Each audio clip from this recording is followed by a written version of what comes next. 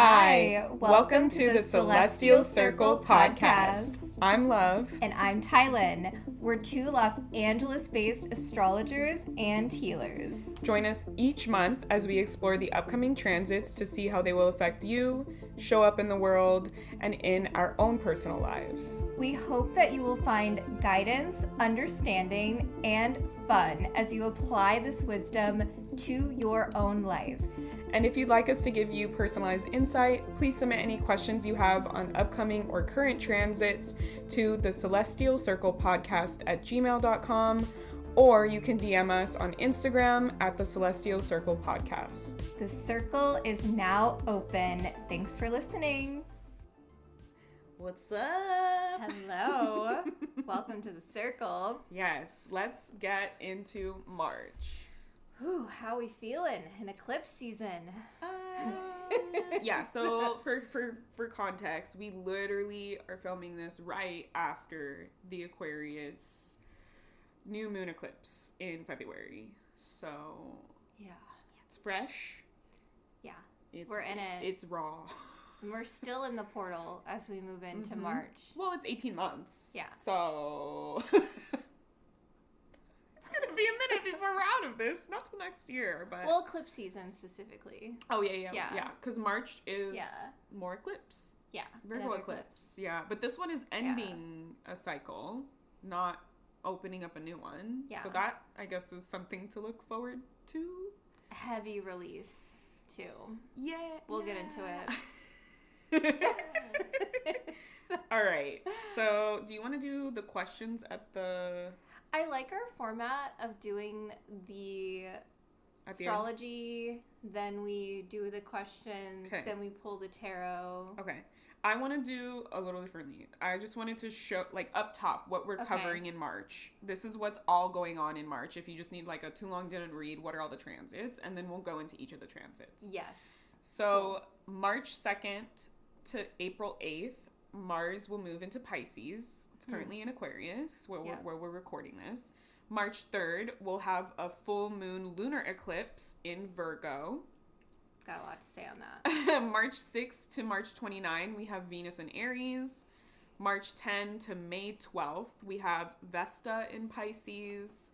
March 15 to May 27, we have Ceres in Taurus. March 18 is a new moon in Pisces, which ends the eclipse season, and then we'll have another one like later in the year. March 20th through April 18th, we have the sun in Aries season, which is also the astrology new year. Yes. Spring equinox. Yes, spring equinox. Yep. Easter, if you're nasty. March 20th for the regulars. March 20th, Mercury will go direct and end its retrograde in Pisces. March 28th, Saturn will sextile Pluto, which is a positive thing. March 29th through August 10th, Hera will be in Aquarius. What's up? March 30th through April 23rd, Venus will be in Taurus. So that's everything that we're going to be covering over probably 2 episodes. So yeah, let's dive into it. Let's dive into it. So March, I was thinking about March as this month of integration because February, like we talked about, was just such an intense month of so many different shifts. So then March being this month where all of those shifts are starting to settle in our nervous system because we are feeling the change collectively. So therefore, for our nervous system, we've got to integrate. We've got to let it settle. So I was thinking about it being a month where those changes are catching up to the body and to the soul. And this whole topic around the Saturn and Neptune piece being in Aries, this identity restructuring moment. Yes. that is happening because it's like, who are we Yeah. in the face of all these changes? Yes. Because it is really a new era. Well, And yeah, we it's a kept new saying cycle. that. It's a 0 Yeah. degree. It's a big, Yes. like, Saturn is only like a couple years, but Neptune is a longer term Yeah. transit. So it's like we've all been existing in this for Yeah. a few, like, over 10 years. So now, like, Yes. we're existing in a completely new energy. I think, like, a lot of people, I saw a lot of astrologers online being like, it's going to be great. Like, it's totally going to, I think what the sentiment that they were trying to describe was just like, it's going to be good to have new energy, to have a different paradigm, a different energy. But, like, Saturn in Aries is not the best energy. Like, it's not like Saturn's like, yeah, I love being in Aries. Yeah. In Aries. And then Neptune either, right? Because Neptune Yeah. is at home with Pisces energy. So this is like a rude awakening. Yeah. And I think that February was the space to, like, get used to it, to experience the shift, to start to be like, okay, how do I, like, calibrate in this new energy that I'm having in my life, right? Because now these planets have moved from one house to another house for you. So now you're like, okay, like, how do I get used to these planets being in this house for the next, 10 plus years? What's coming up for me with this? Yeah, Neptune 14, Saturn 3. And it is like okay, now the shift happens, so how can we settle it Yes. in our nervous system? Yeah. Like, it was Yeah. very jarring for me. Yeah. I will say, like, the last week of Neptune in Pisces, I just had really intense, like, dreams that were, like, very emotional and, like, healing and transformational, but just, like, hard. Yeah. Like, I was wrapping up my Saturn return. So I have Saturn in Pisces in my 4th house. Congratulations. Thank you. And so I just had, like, a lot of dreams around, like, family, childhood stuff that was just, like, really intense. Yeah. And then literally the day that Neptune or that Saturn moved into Aries, I had a completely 180 dream with, like, the same family members that I've struggled with. And it just felt so, like, I literally felt the shift. Like, it felt so different. Yeah. But it is, like, in my work and in my life, I feel like I feel like the Aries, Aries energy is initiative. It's like, let's get it going. Let's do it. Let's take action. Let's step into it. Like, no time like the present. Let's take advantage of every second that we have. And so I feel like that energy as, like, a positive to work with, as opposed to, like, Pisces, which can feel like you're, like, swimming through water and you're like, oh my God, it's, like, hard to, like, get there. Yeah. Going through illusions too, Yeah. with it, Yeah, and you're like, is this a mirage? Is this an oasis? Like, what is this? Yeah. But at the same time, my body is like, like, then what? I feel like I'm like, I feel this positive energy, but now I need to learn how to, like, work with it for myself. How do I integrate it into my life, into my chart? Or, like, how do I calibrate to this different, like, it feels like it's like go, go, go, go, go, go, go, go, go, go. So before, the strategy was like, keep moving forward even when it's hard, when it's confusing, when you're not sure. And now it's like, I want to move forward, but it's like, oh, now I need to make sure that I'm, like, planning and I'm organizing before I take action on things. Yeah, because Saturn cares about the structure and implementing that structure with aligned actions so that you do not burn out. That is the Aries energy. Yeah, that was my favorite metaphor that Spirit showed me for Saturn in Aries. Is like Saturn is like the parent that's, like, trying to describe, like, a situation or some rules to, like, a child, and the Aries is the child that hears, like, the first 3 words and just, like, runs off and does it. Like the parents, like, okay, we're gonna make cookies, so we need to get, like, some milk and some eggs, and we need to get our mixing bowl, and they're like, cookies, and they just, like, go and get the chocolate chips, and, like, I feel like and Saturn's like, I'll wait for them. Yeah. I feel like Saturn's like, you're trying, and that's good, but you don't have all the ingredients. You needed to plan and get all the ingredients, So it's not just taking action from a space of passion, which is inherently Aries energy. It's also utilizing that passion in a way that is structured. That's and mature. That's the Saturn reality. So all the people who are now in their Saturn return, the main themes for Saturn and Aries is patience versus planning. And accountability, right, is a big one as well. Like, am I taking ownership of my choices and my actions, or am I afraid and I'm not doing it? Or am I stepping into my leadership role? Am I seeing where I can be an authoritarian figure in my life, especially whatever house you have it in? Or am I kind of just like doing it and not like owning it, not, you know, like fully stepping into the full leadership piece of it? Like, I'm like, no, I'm not that. Like, it's okay. You know, I feel like those are big themes for people in their Saturn return now, in Saturn and Aries. Somehow I feel older. I'm like, having gone through. I feel like I'm 5 still, but. It is like a cosmic initiation period, though. I have a friend who's like in her 40s and she's like pregnant, and she was like talking on her, she's an astrologer, and she was talking on her stories like, I want to talk to astrologers that aren't just going through their first Saturn return. Like, a lot of astrologers are like just going through their first Saturn return, and they've only experienced these transits one time. They haven't experienced them like multiple times and seen like the themes of it. And I was like, damn, that's true. Like, so sometimes I feel like, who the fuck am I? I'm barely going through my Saturn return. But, you know, it's all in good fun. Because, you know, we're connecting to spirit. So that's like millions of lifetimes. Millions of lifetimes. Ancient souls over here. Hello. Yeah. Saturn on my ascendant. Yeah. You're like, it's my everyday. I live this all the time. My favorite meme about my Saturn placement was like, therapist, tell me about your childhood. Person with Saturn in the 4th house. No. I was like, this is accurate. Yeah. You don't want to know. Just imagine something horrible and it's that. Saturn, Mars, and Pluto in the 4th house. How y'all doing? Yeah, the strong ones, the scapegoats of the family, the rule breakers, right? Yeah.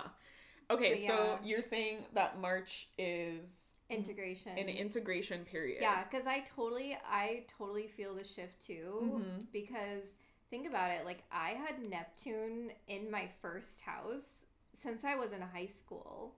Like, like that's a big shift. Yeah, like, I went through so many periods of the confusion of not knowing who I was, my identity. And then when Saturn moved through my first house, it was like, take responsibility for your essence, being a spiritual leader. Saturn on my ascendant, being someone who holds these sacred containers to enter these mystical realms. And I feel like with both of them coming out of my first house, it's just been this reclamation of, look at who I am and what I've built in the world and where I'm going. And now with them in my second house, it's like, organize your finances, make it happen, build it in this stand for your morals and your values, take accountability, because be the leader of that.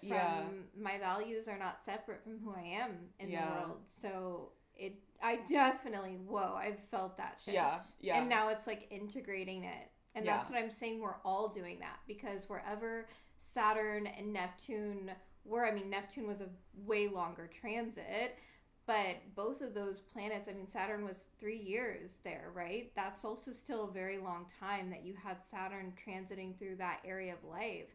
And Neptune even longer. Well, I feel like Neptune is kind of like this like nebulous like mesh or net. So it's like sometimes you're aware of it, sometimes you're not. But I feel like with Saturn, it's like really like present. Yeah. Oh my God, yeah. And Saturn transiting through your first house, it's you. Every part. It's like, so it's going to change. You will change. Every part of you will change. Yeah, and you'll take yourself more seriously. You'll take yourself to like the goals and the dreams and the visions that you have. Saturn's like, okay, set the structure. Be responsible for it. Be accountable for it. Yeah. Commit to it. Yeah, like for me, it's like Neptune was in my 4th house for all those years. So it's like I was focusing on reconciling like my family like wounds and dynamics and like building my own home. Like my parents moved away from where I was born, and then I graduated from college and I had to like figure out where I was living. I had no home. So like that, like I've been building that, right? Yeah. And like with my partner, like I met my partner during that time. So we were like, how are we building our home? What are we doing? Like, you know, like You're going to love what I wrote for the Sag rising new moon in Pisces that we have at the end of this month then. Okay. That just makes my heart so happy. Yeah, and I feel like I'm like Yeah. sitting here still reflecting, and I'm like, yeah, I feel like a big part of the Saturn in return was like reconciling those like stubborn pieces around, can I accept my partner? Can I accept my home? You know, like where I am and all these pieces. And now it's like in my 5th house. So it's like now that I've gotten all that and I feel like I have foundation, now I'm like, what am I doing with my life? My passion, my desires, am I taking action to like actually get there? And my creativity, I feel that already. Like I felt like this year I would be like creating more stuff. I used to make like witchy products and sell them in multiple stores in Los Angeles. And now I'm feeling, and that was like a whole journey. And so I was like, fuck that. And now I'm like, maybe I think I want to make stuff again. Not in the same way, but I feel this like creative, like one of my goals was I used to have a crochet business. I'm all over the place. And one of my goals this year was like to crochet clothes for myself, because I bought all these crochet patterns and never made the clothes for myself. So it's like, that it's like be that, embody that, type Such of thing. A fun transit, especially for Neptune moving through your 5th house. Yeah, I think like that's a fun like pairing. Creativity and Neptunian energy, I feel can be really fun. I mean, the Aries is like I guess it will help to be like, but what are we doing? Like, what are we doing? Though, like that Neptune gives you that quality of romanticizing, and then the Aries is like, you're romanticizing the actions that you're taking towards those passions. Yeah, that's why I feel like Saturn will help, because it's like, okay, like, let's be practical. Like, are we just doing this because it seems cool? Or are we doing this because, like, it will actually, like, be important? Yeah. Yeah. So, if you are still struggling, you're like, everybody was like, I'm going to feel great. There's going to be a new cycle. Like, what the fuck? Like, it's okay. Yeah. This is a time to let it settle. Yeah. Whatever came up, March is addressing. Like, okay, how do I want to keep it? Do I want to integrate it? Do I want to release it? Do I want to change it? Like, that's this time. Yes. Cool. So let's move into March. What's coming through? So March 2nd through April 8th, we have Mars moving into Pisces. Yes. This is an interesting space for Mars to be in as the warrior god. But when I was meditating with this frequency, it's like Mars in Pisces is then the intuitive warrior. So the warrior... I don't know why, but we need to go this way. I don't know why, but this is what we should do. Deeply trusting the intuition. Yeah. And what's so interesting that I've learned about the water signs. So Cancer and Scorpio, the crab and the Scorpio, they both have a defense mechanism, right? Cancer has the claws, the crab claws. Scorpio has the stinger, which is deathly. And what armor does Pisces have? They just drown Fucking you. nothing. They're fish. Fish can bite. It depends on what fish it is. If it's a koi fish, sure. But if it's like a piranha. Okay, look at the symbol for Pisces. It's like koi fish. What armor, what defense is there? Well, I think that is sort of the beauty of like interdisciplinary energy, where it's like something that is like war, action orientated, mixing with something that traditionally isn't. Like what comes out of that can be really cool. Yeah, because it's truly a warrior without the armor. Yeah. A warrior. It's like Luke Skywalker being blindfolded by Yoda as he's training, and he has to know when that little robot is shooting the pieces at him just by using his intuition, just by tapping into the Force. This is exactly why the defense mechanism for Pisces is to escape, is to fantasize, is to go into a dream world because of that. Yeah. With no armor, no defense mechanism. Yeah. That's the survival strategy. So when we're thinking about Mars, this god of war and action, it's a warrior that is then moving through the world in complete surrender. Yeah. And complete I don't know trust. if you've seen The Umbrella Academy, but what Spirit is sharing. That's a good show. Klaus, he's like Pisces Mars. Oh my gosh. Klaus is literally like Josh and I if we were a person. We talked about this. Like literally. No, if I'm we were number combined 5. as a character, Josh and I would be Klaus. Yeah, so like if you haven't seen The Umbrella Academy, like all of the siblings have superhero abilities, but Klaus's is like he can talk to the dead, and he like compared to the other abilities that are like strength or like being able to control people and make them do what you want, or like jumping in and out, like being able to travel, what is it called that he does? Teleporting, thank you. Like Klaus always felt like inadequate because he's like, I don't have like an attack strategy, like I could just like connect with the other side, like that's dumb.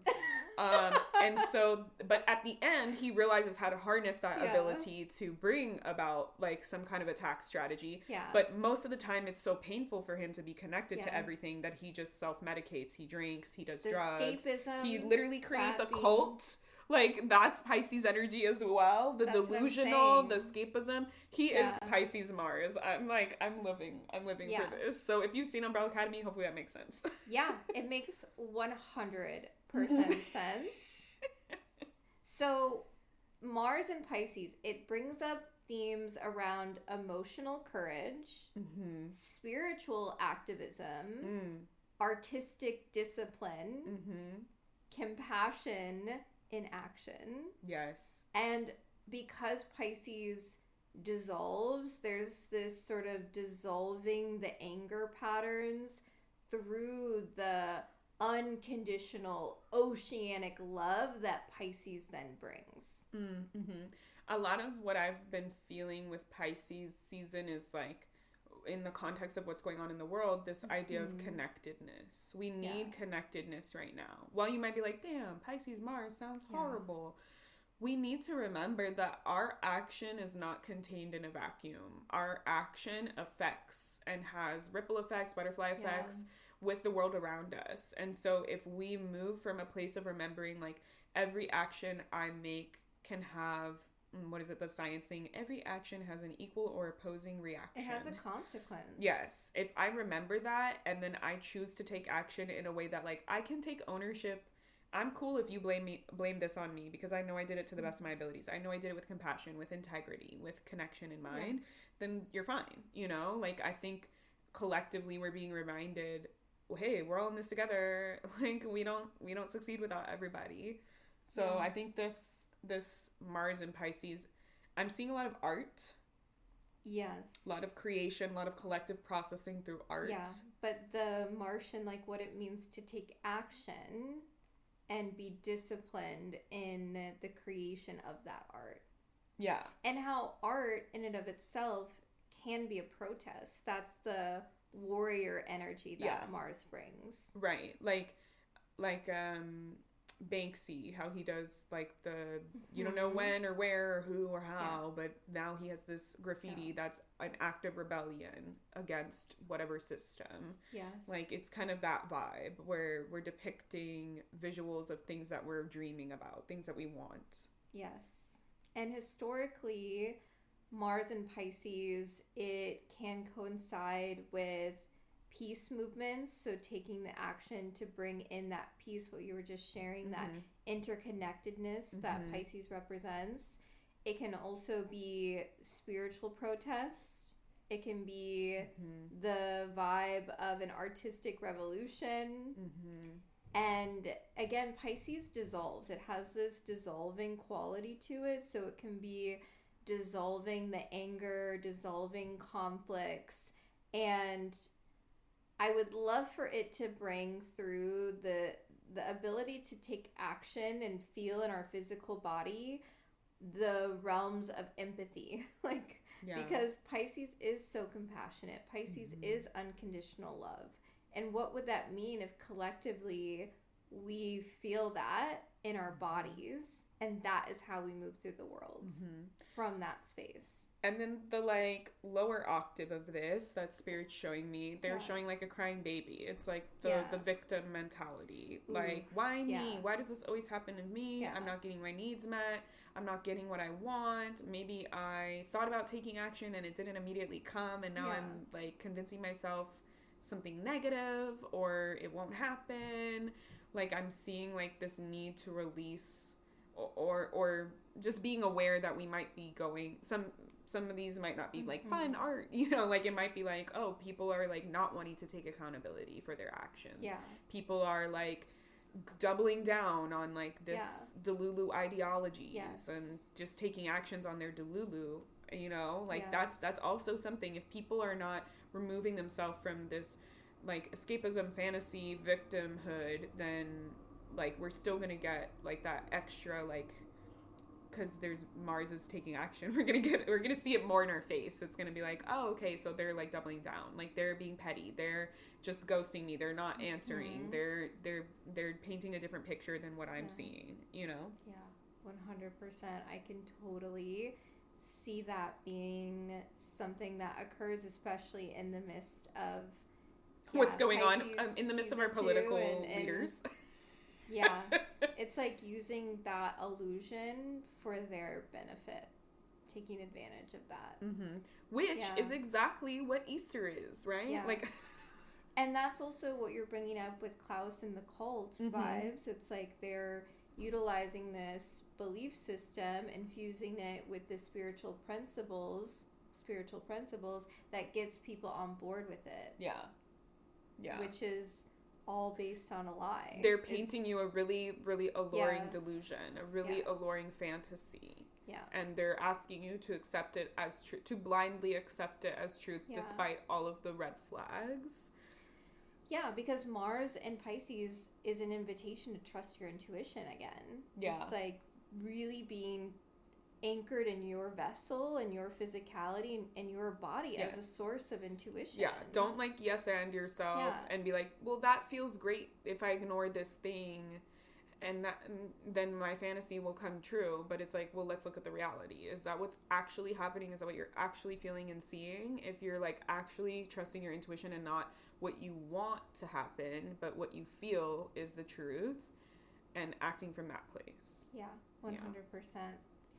Last thing I'll say on Mars and Pisces is that it is truly an opportunity for us to fight, use that warrior consciousness with compassion. Yeah.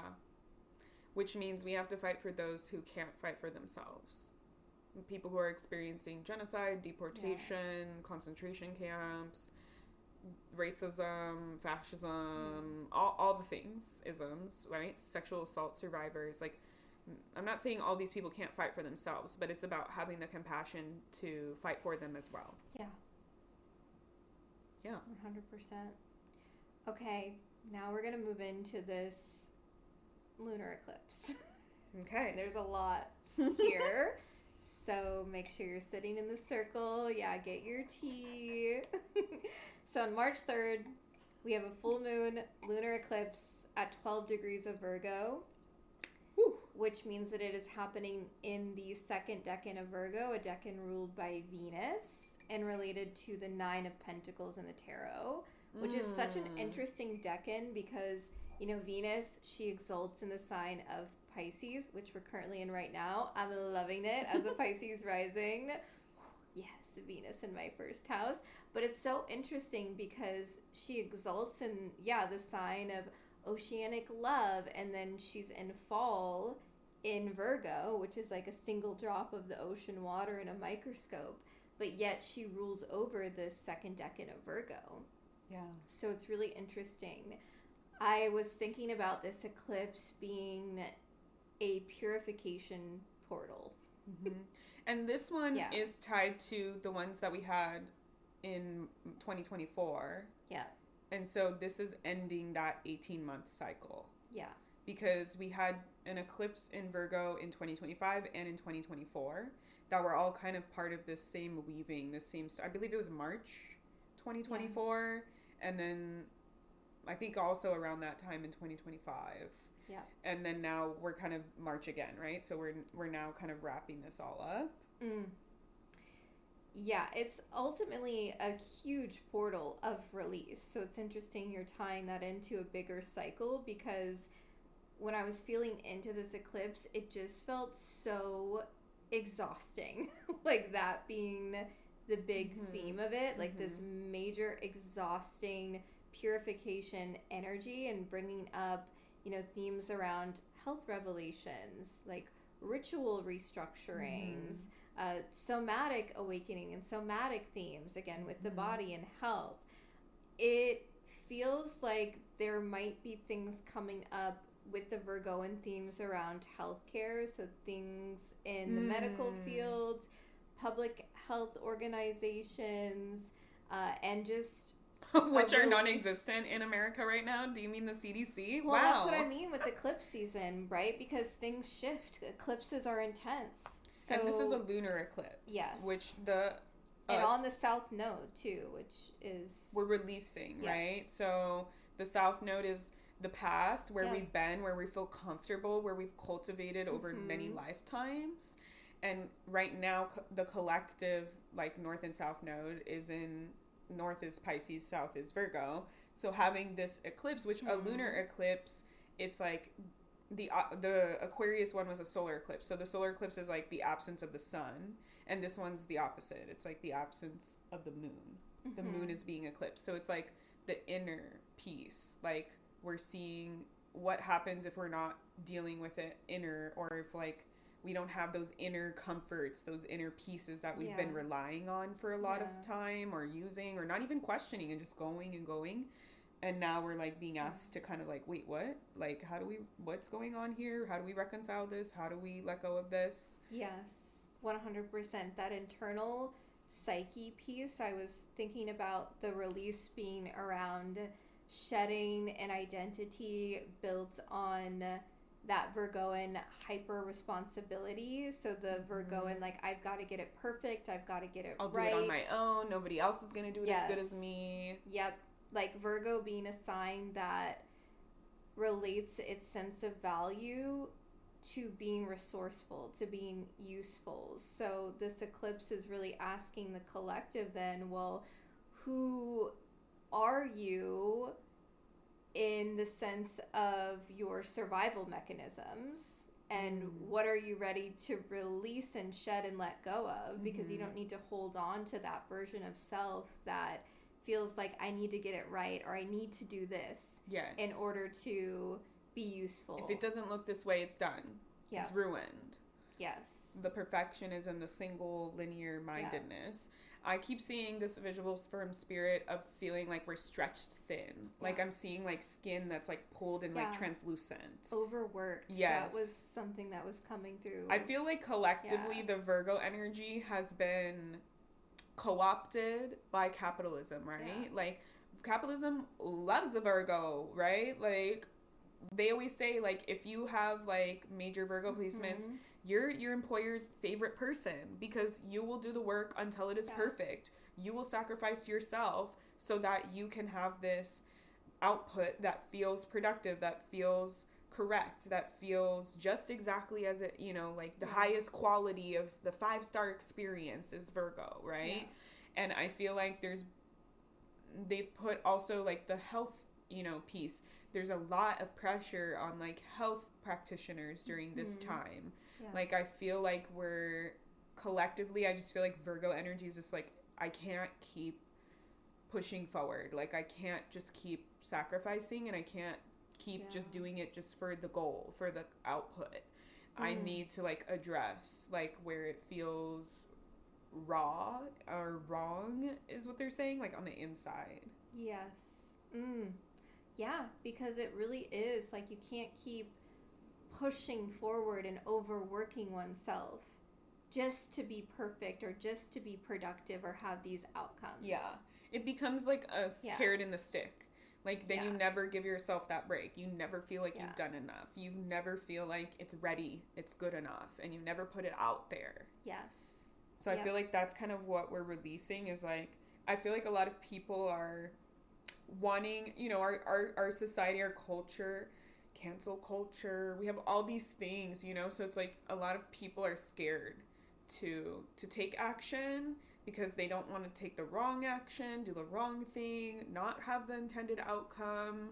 Like, I feel like a lot of people are hiding, like, the comfortability piece of the South Node. We're hiding in that, like, perfectionism, and it's not ready, and we need to do more and more and more and more and more. And it's like, enough is enough. Like, we have to kind of, we can't, I see it as like they're showing like we're trying to like change the way a rose bush is growing by pruning it over and over and over and over again. But the nature of the rose bush is not to grow in that way. So it's like, are you going to keep trying to like prune and shift and force this plant to grow in a way that it's not inherently supposed to grow? You know, like, it feels like that. It's like, when are we going to release that belief that we can just, oh, and then it will be, oh, and then, oh, but if we do that, oh, but if we do that. I feel like that's what a lot of people are trying to do with our government. They're like, oh, we just need to have new elections. We just need to, like, it's like, no, honey, the system is broken. Yeah. Like, doing this little tiny course corrections isn't really working. Yeah. So we're shedding it. Yeah. We're releasing it with this Virgo eclipse. Yeah. And speaking of the rose bush, I love this Venus. Really, pairs so beautifully with the Venusian ruled Nine of Pentacles card that is related to this eclipse. So this card is interesting because it brings in I this forgot quality. to get my tarot. I'm gonna, so I can show y'all again the Nine of Pentacles. Keep talking. Yes. And so we can do our tarot pull. Yeah. So this card brings in independence, refinement, this love of simplicity, and cultivated beauty. So this card is really a frequency around, I have made a life for myself and I enjoy it, even the quiet, the simple, the mundane moments. But the shadow of the Nine of Pentacles can bring in isolation disguised as this mastery quality. So historically, this archetype appears when societies reward that solitary success of what you were just saying earlier of I did it on my own, and moral discipline, individual refinement over the collective care of the rest and the pleasure and the safety that we all deserve, not because you earn it, but because you are inherently worthy of that.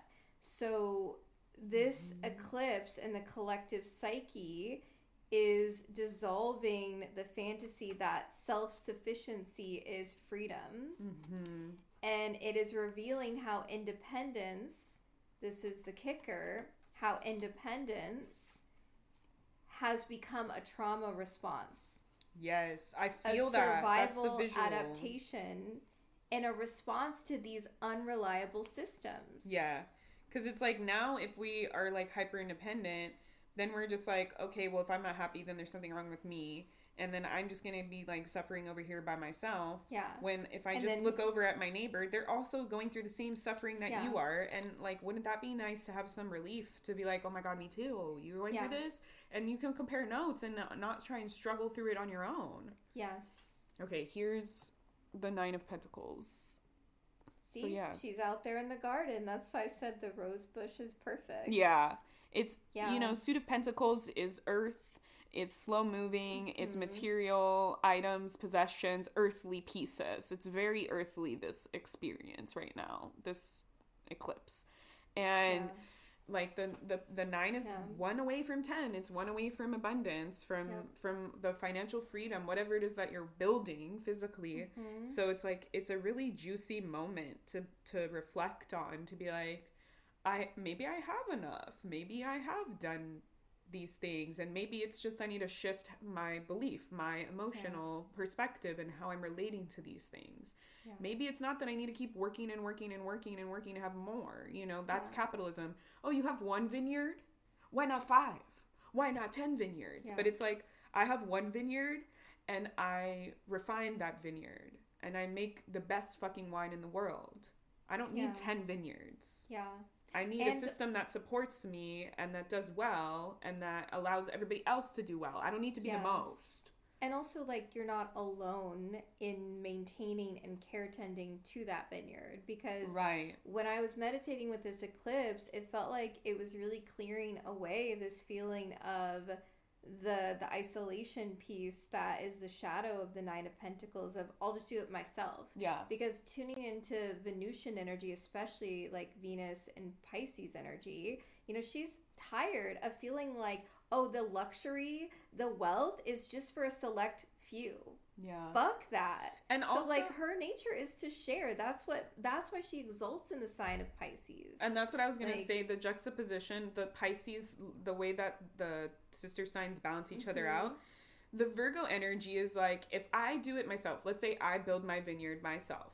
When I die, my vineyard goes away. Like, nobody is there to take over my vineyard because I did it all myself. I have all the secrets. I have all the tricks of the trade. I spent my entire life. And when I get sick and I can't be out there in the vineyard watering the grapes and doing whatever the fuck it is that you do when you own a vineyard, like, I'm toast. My legacy becomes for naught. It was just a struggle for me to see if I could do it. But with Pisces says we're all connected. We need to do this together. If I build a vineyard and I invite in other people to help me build that vineyard, the recipe doesn't die with me. The magic doesn't die with me. There are people that can take it over and continue building this legacy throughout generations, because it's not me. It's I'm here to create this and to set up this beautiful framework, but I'm enjoying with other people. I'm sharing with other people. I'm interacting with other people. Yeah, exactly. Because that is the Venusian desire, to share, to pass it on. Because everyone deserves the Virgoan themes of the optimal health, the experience of the lovely things that this life has to offer. So really, this eclipse is shedding the pain of disconnection, the wounding of feeling out of alignment with our habits, rituals, and with our own unique path of service. Yeah. And we've talked about this, like, so many souls feeling disconnected from that true sense of service. That's why I think, like, I wrote this in my Substack for the Aquarius eclipse that we just had in February. Yeah. These past few months, a lot of the moon phases, like from like last few months of 2025 into now, were like 28 degrees. And I feel like these pieces are slowly being lifted, slowly being culminated, slowly getting to that point. And when you're like, we talk about this. Yeah. I feel like it's because it's like, this is not a one and done story. This is a continued, themes. We have to look at it from this sign, from this other zodiac sign, from this lens, from this, like, we have to keep analyzing and addressing that. How did we get here? And it's not just one piece. It's many multi-layers that we're going to have to lift off and peel and see and address. And maybe you don't, interact with all of them because you've undone some of them. Great. But everyone is at their own little journey in their own little place. Yes.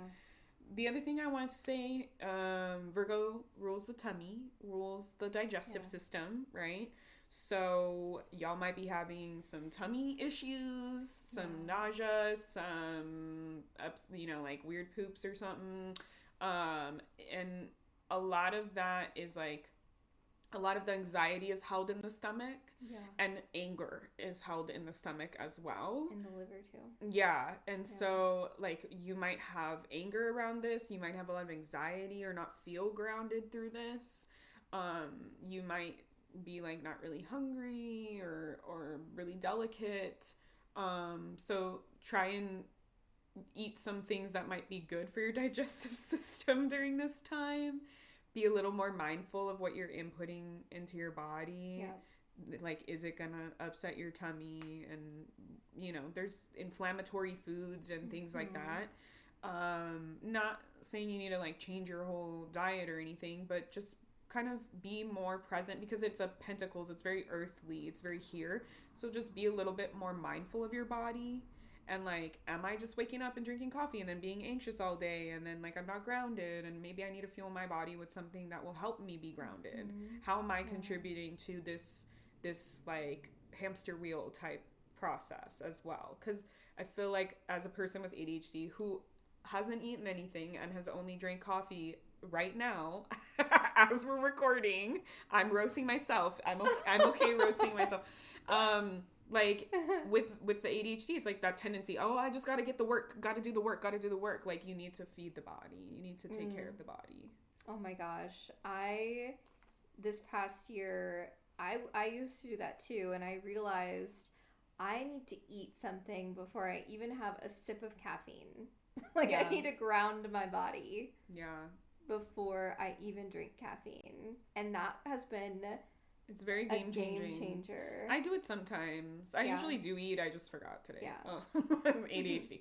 But I put oat milk in my coffee so then I don't get like the weird tummy feeling because it's high enough fat that it gives me something to chew on. Yeah. But yeah, so be careful with your stomach. Yes. Be careful with your anger, your anxiety. Mm-hmm. You know, your they say in energy healing, if we have digestion issues, it's because we don't want to digest the reality that we're seeing, right? So think about that. Where don't I want to digest this reality? What is creating this upset in my stomach? Clockwise circles on the abdomen can be really supportive. And like peppermint, right? Peppermint, castor oil. There you go. A little bit of that. Clockwise circles. Never counterclockwise. You will be constipated. But clockwise, you'll be good. So, yeah. Let's talk about the aspects now for this eclipse. So, in opposition, so across the sky in Pisces, we have a whole stellium, which is, it's a lot. So, we have obviously the sun, the North Node, Mercury retrograde, who, by the way, is the ruler of this eclipse, being that it's a Virgo. Yeah.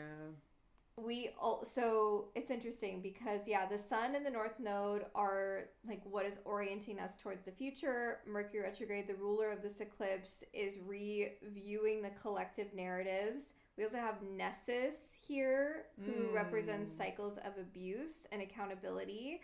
And Athena here in Pisces, who is offering strategic intelligence and the pattern recognition.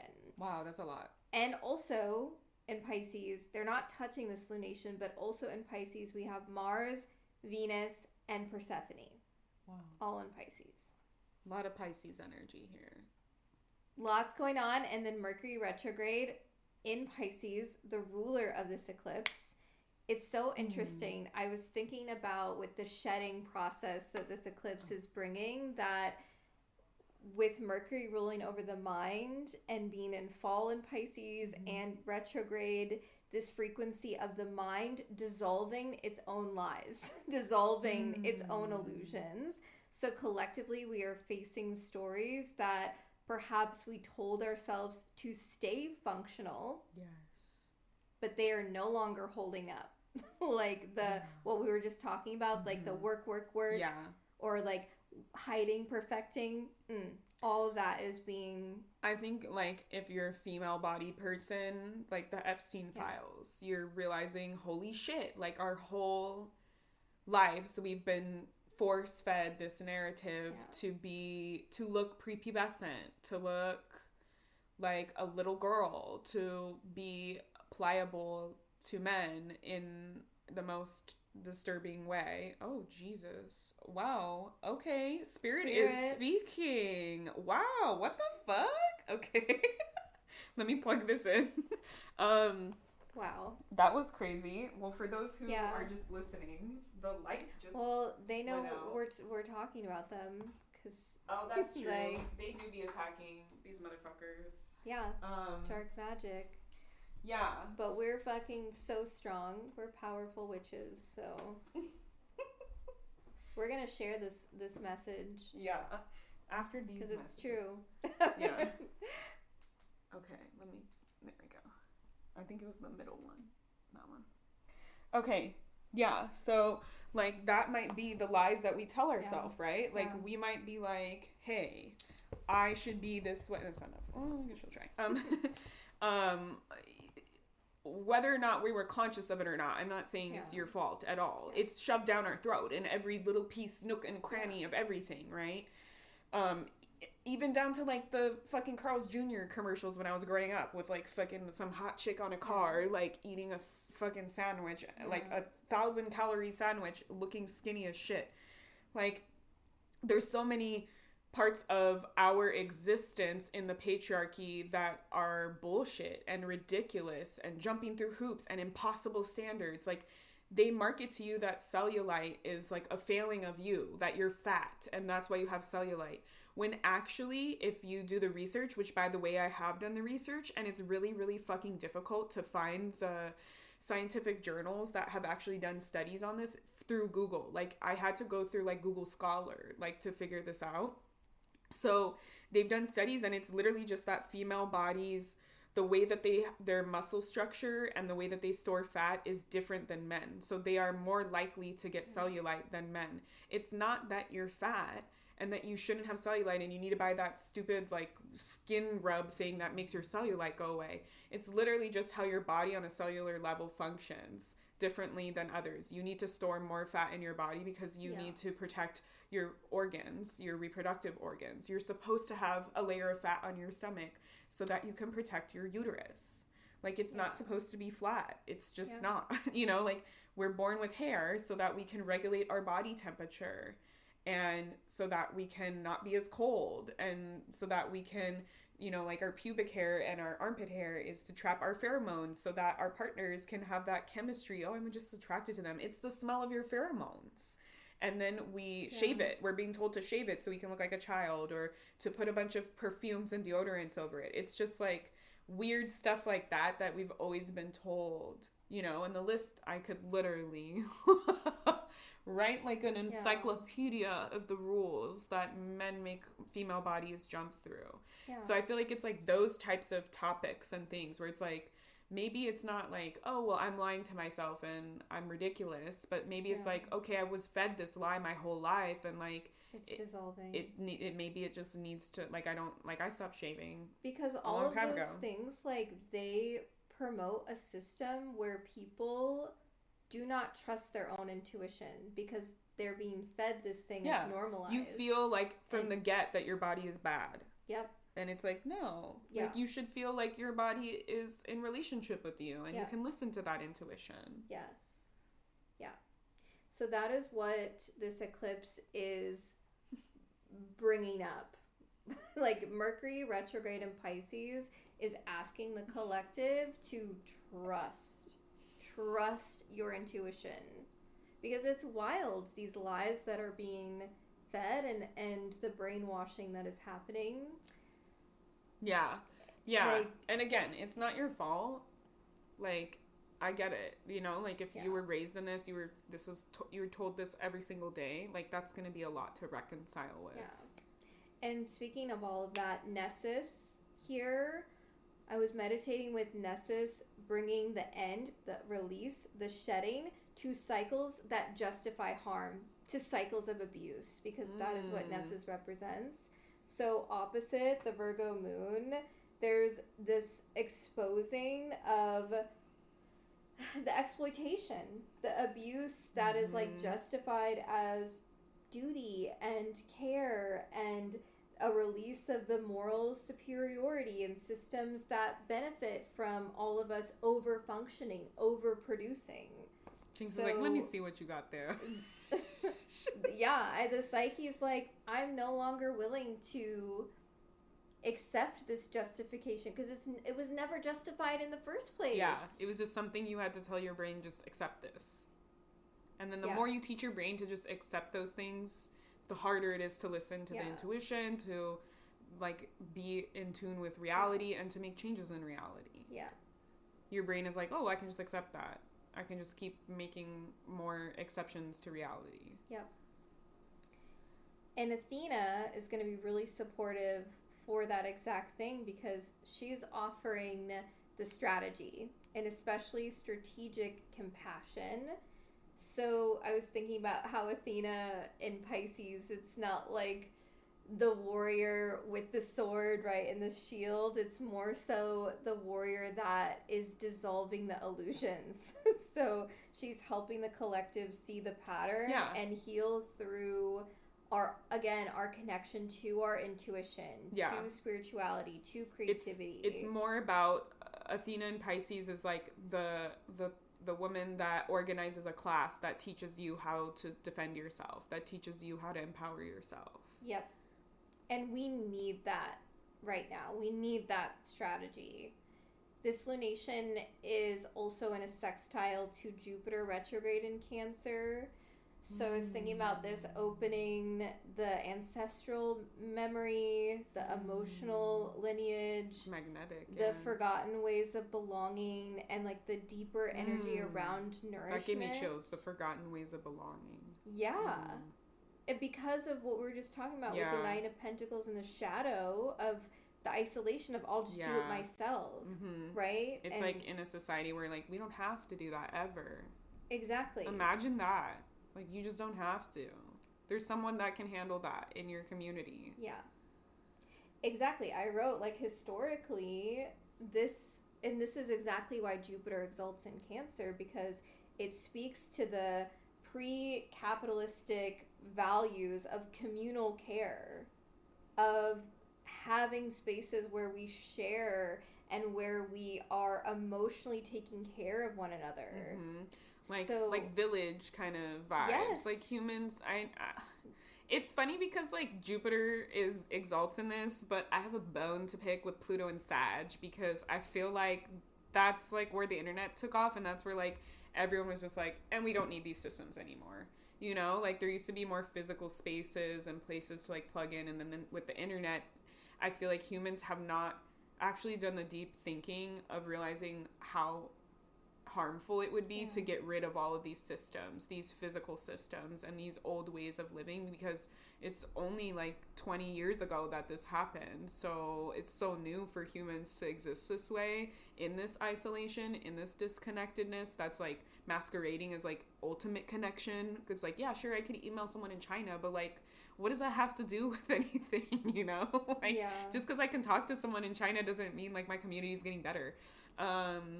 I do feel like we're seeing this in this time, like this trend of like, I know the trad wife, but it's like making things, being in person. Like I've been seeing more like thrifting. They even predicted in 2026 thrifting sales would be higher than new clothing sales. And like we're seeing like come and do like a mending workshop, like where it's like you can come get your clothes mended for free because you don't know how. Like those types of things used to exist way more, and now that we have internet, it's like, oh, we don't fucking need that shit. So yeah, definitely a little bone to pick with Jupiter, because Sagittarius is ruled by Jupiter. But yeah, I agree. It's like, think about the old ways. Like in a village, there was like 6 people that could watch your child that you trusted.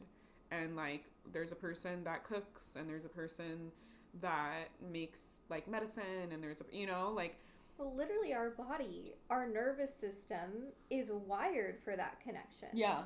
Like that is primal on a DNA cellular level. Yeah. For that belonging and that connection, and that the safety that comes from that deep level of belonging. Yeah. I'm probably going to write a Substack on this. I can't remember if we talked about this or not, but I was thinking about how like that's, everyone wants that small town kind of feel, because that's what we're yearning for, is like that close-knit community. And like before the advent of the internet, it wasn't that we all needed to be the best at everything and the branding master of everything. Like if you went to a town, there would be the same businesses in that town as in the other town. And they didn't need to be flashy and amazing. It would be like, we live, you know, it's like we're, the example I was using was in Gilmore Girls, right? Yeah. The town is called Stars Hollow. There's like the Stars Hollow, like, bookstore, the Stars Hollow grocery store, the Stars Hollow tax person. Like it's, you didn't have to be, you just like, I have this service that everybody needs, I'm doing this service. And if you go one town over, it's like, it's that town's tax person, that town, you know, like you didn't have to be like, I'm the best tax person in the world and I have crazy cool branding. It was just like, here's a service that everybody needs, and I'm just providing that service in this locale, you know? So I feel like with the internet stuff, it's like we've forgotten that kind of like importance of, that's why I feel like so many millennials are like nostalgic for the 90s, because like we had more of that. Yeah. there was still like remnants of that and like a sense of that. And then like as the 2000s, it's like all these small businesses have closed down because you don't, with a corporate company that has a lot of purchasing power, like H&R Block can do your taxes. You don't need the local tax guy in your town and in that town and in that town. So now it's all just like bullshit places. Yeah, which removes that feeling of belonging, because when we think about it from that perspective, well, then everyone in the community has a role that they're playing. Exactly. Has something that they're doing to give back to the community. And you don't feel lonely because you're needed, you're useful, you're helping, you're connecting. Yes. Yeah. I feel Jupiter in Cancer, this transit is really wanting to bring that forth. And it really does feel like it's this like cellular memory activation of this is not how it is. We're in our little apartments and we're we don't talk to our doing neighbors. Everything to like pay our rent on our own. And and when we think about indigenous beliefs, it's like they don't feel like, oh, we own the land. It's like we all share the land. We share this. We have to steward it. We take care of it so that it can continue to feed us and we can feed it. Like I saw this post that was like Gen Z and like, you know, newer generations, they don't realize that like back in the day when you had a roommate, it was because like you chose to do it. It's because you're like closeted gay or like you wanted to live with your friend. Now it's like you have to have a roommate because like all these things are unaffordable and unattainable. So it's like it used to be a choice to gather in community and to have all these like amazing experiences, and now it's a necessity to like, because you can't make it on your own. It's like we're all being told make it on your own, make it on your own, make it on your own, and then we can't even make it on our own. Like that's the part that needs to die, is like, wait, they're telling me make it on your own, focus all your energy on making it on your own, hustle, American dream. But then they're also, the fine print is saying, but we're gonna make it super, super extra hard mode and really unattainable and nearly virtually impossible. And so you're gonna think that you're the one that's not making it on your own because you didn't succeed at this when all the odds are stacked against you. Yeah. It's not sustainable ultimately. So Black Moon Lilith in Sagittarius is forming a square to this lunation. She was a big player in the Eclipse one, in the Aquarius one too. Yeah. So she is exposing the moral hypocrisy. Like, so collectively, we need this. Like this, because Sag That's energy literally what I was is just the talking truth about. tellers, right? So like the feeling of truth tellers having that Black Moon Lilith raw edge of like, I'm no longer polite. Like I'm gonna say it, and I don't give a shit how you feel about it. It needs to be said. Let's stop fucking like pretending. Refusing to apologize and just speaking the truth.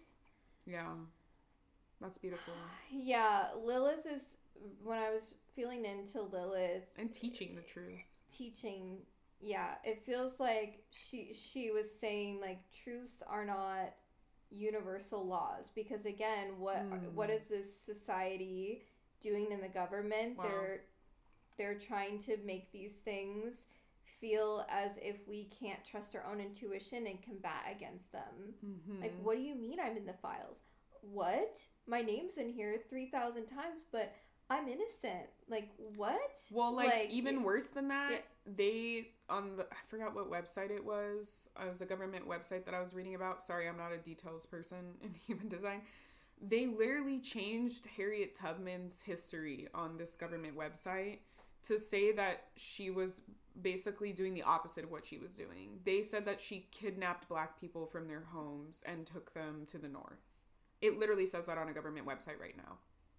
This is why we need that she's like an enemy of the state. The truth tellers. Oh, that is heartbreaking. And this is why Black Moon Lilith is coming in Sagittarius. Yeah. Like, what do you mean? You're trying to revisionist history everything to make it. This is exactly what the Nazi Party did. Yeah. Revisionist, what all fact, like in Korea, right? Same thing. Like, their fucking dictator is like, I am the best person in the world. Yeah. I am the strongest man in the world. I am the most important. And it's like nobody believes that that's true, but it's revisionist history. There's also a square to Eros and Gemini. So this square is interesting because this awakens the Gemini themes around curiosity, desire, language. So what's erupting here is the uncensored questions, the conversations that destabilize identities, and it is a desire to name these things that are unspeakable because we're having the conversations. And with the Virgo eclipse, it's like we are then releasing these things out into the world because Eros wants the deeper dialogue. Eros wants the deeper truth. Even if it's messy, even if it's raw, even if it's hard to hear, because we're hearing a lot of things that are really hard to hear right now. Yeah. But it is meant to be released. But we can't have love without truth. And exactly, it needs to come to light. It can't stay hidden, and this is the time where it's coming to light. In college, I learned, because I studied art history in college, and there was this art critic that was like, art is truth and truth is love. Like, they're all the same, like, frequency. Like, we can't love each other. We can't experience love and happiness and pleasure through fake shit. It doesn't work. Like, people say, like, love purifies all. It's kind of like, that's the vibe, you know? It's like, it's the truth. And, like, we can't be Delulu anymore about it. Yeah, exactly. That's what the Mercury retrograde in Pisces is asking us through the deeper reflection of our intuition. Like, no more of those illusions and delusions. Yeah, we need to get rid of them. Yeah, just because they're saying they're this way and that they're innocent, what's the fucking truth? Yeah, and I think, like, the other layer of context of this is, like, the decline of critical thinking and the internet. I really am pissed at the internet, y'all. This is where I've landed so far. How the internet, like, and social media deteriorates, and media as well, deteriorates our ability to do critical thinking, to do deep dive research. We just, you know, when I was a kid growing up with the internet, it's like, don't accept everything you see on the internet as truth. Don't accept it as truth. But yet people are just doing that because they're so tired. They're like, oh, well, on Fox News, they said this. And it's like, but did you, like, fact check them? Or do you just believe you're just, like, la-di-da, giving all the power to a news source just because traditionally news was supposed to be just the raw, honest truth, neutral, no bias. And so you're just saying, like, well, I choose to believe that one because that's easier and simpler. And so I just want the news to be true and unbiased. And so whatever these people are telling me, I'm going to accept it as such. Instead of, I should probably fact check myself and fact check them and see what other people, like, you know, what they say, that every story has three sides. Their side, the other person's side, and the truth, right? Like, if I'm hearing this, then maybe I need to go and look at another opposing viewpoint so then I can see both and then I can make my decision, right? That's what debate is like, you argue this, you argue that, and then we see which argument feels better and we choose that one. So I feel like a lot of people just were used to quickly moving through things. Videos are like 30 seconds, shows are like 12 minutes with like 15 minutes of commercials. Like, we're not practiced in doing our research and taking time to develop strategy and understanding as much anymore. Like, there's a whole thing around the attack on libraries and books and traditional learning and how children are not being able to develop these skills. And I feel like people are just so exhausted that they're just willing to accept these things. You know? But it's like, we gotta do our research here, bro. Like, is this real? Oh, yeah, this is exactly why this eclipse, it is, again, a purification portal, and purification essentially is alchemy. And Mercury, the ruler of Virgo, is the magician, is the alchemist, and this is not meant to be an easy or even fun process. No. Like, think about how Virgo is, like, cleaning and organizing. Like, even, like, if we think about that on a physical level, like... It's not easy or fun, but at the end, it feels great. That's exactly A it. clean And house that's why is they call amazing. alchemy the great work. Yeah. It might Like, not be fun, might not be easy, might not be linear, but when you're done, that's going to feel real good. yeah. Because you know without a shadow of a doubt what your truth is, what you believe in. Your house is so fucking clean that you're like, oh, I can relax, I can think straight. And you trust your intuition so you can call it the bullshit. Yeah. These lies. Mm-hmm. So. And I think that's what a lot of people are unwilling to do. They're like, I don't want to go through this hard process and like get to the other side. Can you just do it for me? Can it be done? That's also, here I am putting my conspiracy theories cap on. That's also what our freaking world and our government created, right? Amazon can get you this by the end of the day. So why do you have to wait for good things to happen? Why do you need to put in effort for long-term things when you can have it right now? Click, I have it right now. It's immediately mine. Instant manifestation. But there's pitfalls to that. Yeah.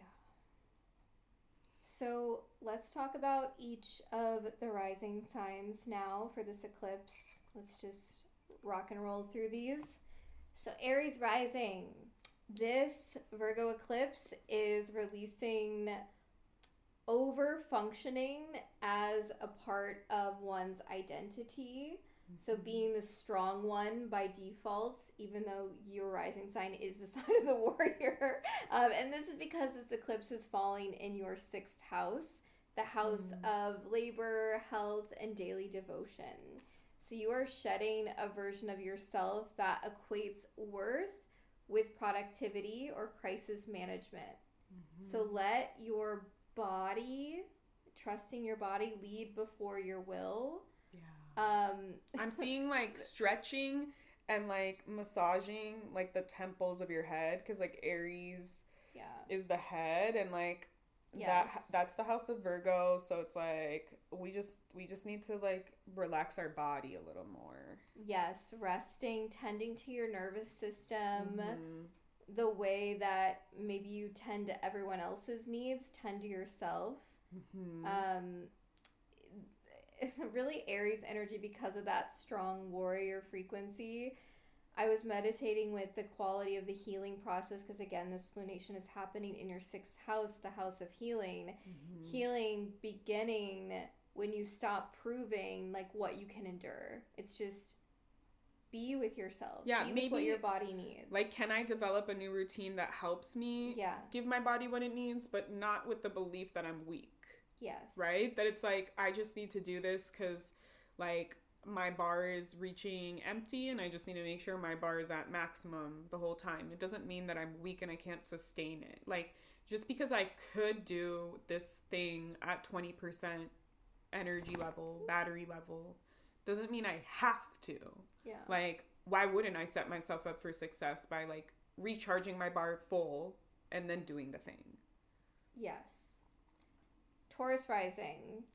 This Virgo eclipse is releasing the pressure to make your joy useful or productive, as this eclipse is happening in your 5th house. You're releasing perfectionism around creativity, pleasure, romance, and self-expression. So it really is bringing this feeling of creating without an outcome, loving like without the pressure, letting delight just be enough, letting that feeling of pleasure be enough. You don't need to justify beauty, your beauty and your joy, because it is already sacred, and let yourself enjoy. Yeah, I feel like these people who have Virgo 5th house, they can have a tendency of like convincing themselves that like they want to do something because they think like people around them want it, or because they'll get like money from it, or you know, things like that. And it's like, you don't need to always be in service to others when you're creating and when you're thinking about your desires. Like, inherently, if you have Virgo 5th house, your desires do want to be in service in some way to the world. So just like let yourself kind of guide that process, and don't like get stuck in like, well, it's not working and so I need to do this and I need to make it this way, and like somebody asked me to do this, or you know, the world needs this right now, or blah. Like, try and give yourself a moment of freedom, like to just create, Make an intentionally bad piece of art. You know, like do a desire that has no productive outcome. Yeah. Scorpio risings, this is also going to be for you when we get to the Pisces new moon. Just throwing that out there. Gemini rising. You are releasing ancestral responsibility and emotional over responsibility as this eclipse is falling in your 4th house. So dissolving inherited roles. This is the hyper independent. Yep, around being the mediator, My sister's a Gemini rising.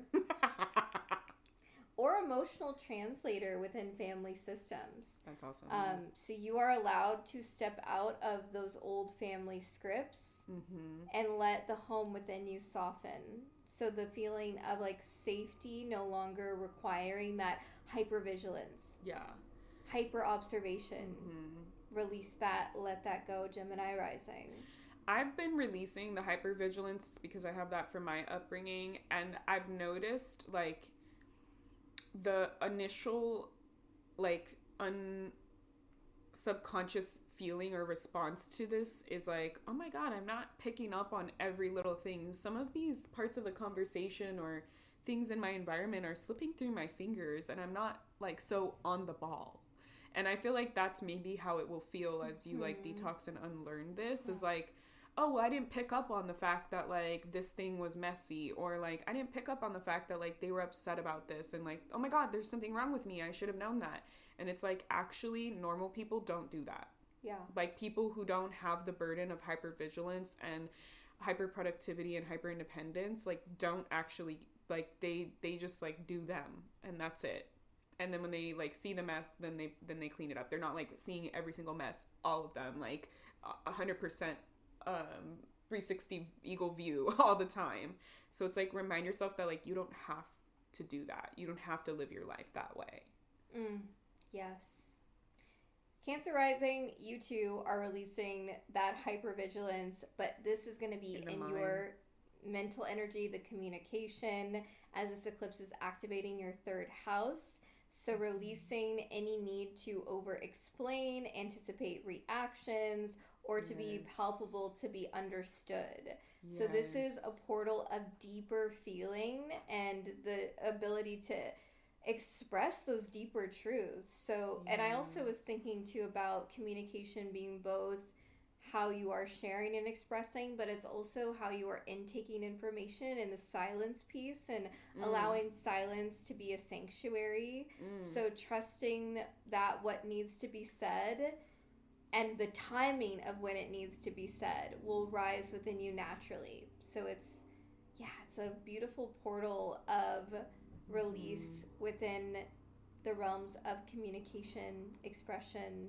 Yeah. So challenge yourself maybe with a person, a conversation, a situation, like 10 minutes or something, to like just communicate like however you feel without over explaining.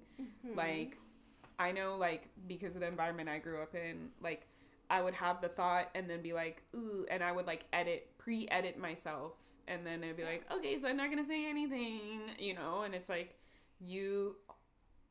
if you're doing this on behalf of someone else, think of it as a seesaw. If you don't say your thing that you need to get out and release, then you're holding it. You're choosing to hold it, right? So you're like, oh, I can suffer on behalf of this person's feelings because I don't want to make this person's feelings upset. Yeah. And I don't want to ruin whatever. I don't have to incur the wrath or whatever reason is that you're not saying. And you're, oh my god, yeah. And Cancer risings are so sensitive. Yeah, they don't want to be in trouble. They don't want to, be punished. But it's like, if I'm not getting this out, then I'm holding it in, and it has to go somewhere. It doesn't just go away. So then I'm now choosing to process this other person's shit for them, or like I'm now putting my feelings on pause for somebody else. And also like how you're talking to yourself too. Are you doing that to yourself? And sibling stuff might come up for Cancer rising too. So the release of any sibling quarrels, or even car stuff, right? Because we have Mercury retrograde here, so like miscommunication. I meant to say this. Oh, well, you told me that. Yeah. No, I didn't. Like we might have that. We might have that. Leo rising. So this is releasing survival-based self-worth and scarcity narratives as this eclipse is falling in your second house. So this eclipse is asking you to release any beliefs that stability must be earned through constant proving. Mm-hmm. This eclipse is asking you to just let yourself receive just as you are. Mm-hmm. Receiving doesn't require the feeling of the Leo performance, but it does require that you remain rooted in your radiance. So safety can come from support and not just that hyper self-reliance, self-independence. So you are worthy, Leo rising, even when you are not producing, and that's what this eclipse is bringing up for you. And also because second house is morals and values. So what we were talking about, where are the things that you may have convinced yourself that are true and they're not? Maybe you convinced yourself that you need to be hyper independent, or you like you're weak if you do this, or like you're a failure if you do this, or whatever. And so it's like about releasing that so that you can just like you were saying, like, I don't need to be productive, I don't need to do all these things all the time in order to feel valued, to feel worthy, right? Because the second house is values and worth around ourselves. So, like, maybe you're having some stuff coming around there where it's like, I need to re-evaluate, like, how I'm seeing myself and my value. And if it's just, like, I like to say, like, well, I'm not the one who fucking invented this. The indigenous people are. The way that they value, the way that they see worth. If you're born, you're worthy. Period. End of sentence. Yeah. If your soul, your sperm and egg got to this point, you came out, you draw breath, you're worthy. Your soul is here, it's meant to be here. There's no questioning, no debate, no nothing. You can be shitty, you can be good, you're still worthy. And like the idea of worth being earned, especially if we have that second house Virgo, is colonial. Yeah. Right? Because white people came and they were like, we need to find a way to make you feel less than, a system of judgment for people to fall in line and follow standards that we're just willy-nilly fucking making up. And so they made everyone else feel bad if they didn't assimilate and fall in line and live in a certain way with a certain religion and all the things. But it's like, worth is not up for debate. It's just, you're here, you're worthy. That's it. That's it. So Virgo rising, all eyes on you, Virgo rising. So this eclipse is releasing the version of self that was built to survive. So this eclipse being in your first house, it conjunct the South Node, is a profound identity shedding. So shedding old roles, old self-concepts, and any old armor. So if you're feeling confused for this eclipse, just trust that you don't need to know who you are becoming yet. You just let yourself be in the unraveling in the process. Let yourself be undefined. Your body knows how to breathe without instruction. Think about that. Like, that's so beautiful. Our body is this beautiful system. It knows how to breathe without you consciously having to think, inhale, exhale. So your soul blinks when it needs to blink. Also knows. Your soul also knows. And eclipses are massive activations. And this one in your first house is a big deal. To be gentle with yourself, Virgo rising. The metaphor Spirit was showing was like, the caterpillar doesn't know what kind of butterfly they're going to look like on the other side. They just know that instinctually they have this call to go build a little cocoon and be in the little chrysalis until they're ready to emerge. They don't even know if their wings are going to fucking work. They just do it. They're not criticizing themselves in the cocoon. No, they're not like, are my wings going to fully form if I go sit this direction inside the cocoon? No, they just go and they do. They don't even know. They're like, I think I picked the best place for my cocoon. It's not 100% probability that it'll survive, but like it's all instinctual. And so you just have to surrender to like that process of like, sometimes I find in my therapy work with clients, people get really stuck because they don't know what the answer is on the other side. And while that's great to know, because that would make a perfect, simple world, that's not what this world is. all the time. Yeah. So it's like sometimes people get stuck, especially Virgo placements, get stuck when it's like when we don't know the next piece. It can be hard to move forward.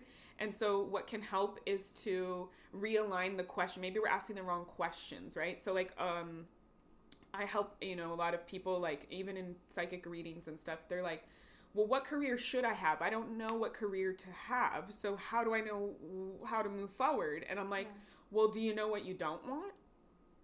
And then they're like, actually, yeah. Like, I don't want this. I don't want that. I don't want this. I hate this. I don't want to have to deal with this again. And I'm like, well, that just knocked out a lot off of your list for what kind of job you would have. And that helps you narrow it down, right? So, like how you're saying, like, you know what you need to release. You know what you don't want to carry anymore. So just start with that. I know I don't want this. I don't want to feel like this. I don't want to, like, have this as my reality. So I'm going to address that piece and try and get rid of it. And just by inherently doing that, the answers will come. The understanding, the clarity that you wanted before you released will happen. You'll eventually get to that point. But you know that, like, if I don't want this and I take action to get rid of it, then I know that everything I do is going to make me happier or better, So. And that's really what the shedding process is all about, Virgo rising. You don't have to have it all. That's the secret. You don't have to know what's on the other side. You just have to say, I'm hearing this. I'm feeling this. I have to honor it. Yeah. That's it. It's that simple. Yes. Okay.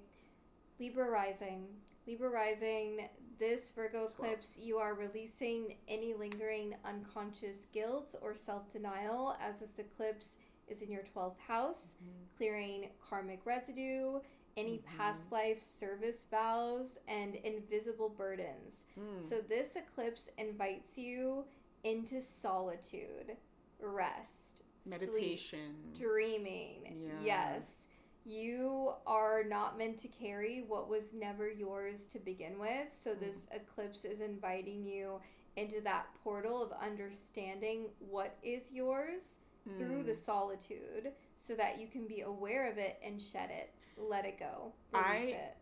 I agree. That spirit was showing that it's like, that when you're saying the not carrying piece, what's not yours, that's a big piece of this, I feel, for the Libra rising. Spirit was like, if you sit in the meditation and you like focus in on this wound or this pattern or this thing, and you realize it doesn't come from me, it came from a family member, it came from my past life, I don't know where this it doesn't have a root in my current life, in my lived experience, then it's okay for me to release that. Because I feel like sometimes as humans, we're like, if I get this, then I must be responsible for this.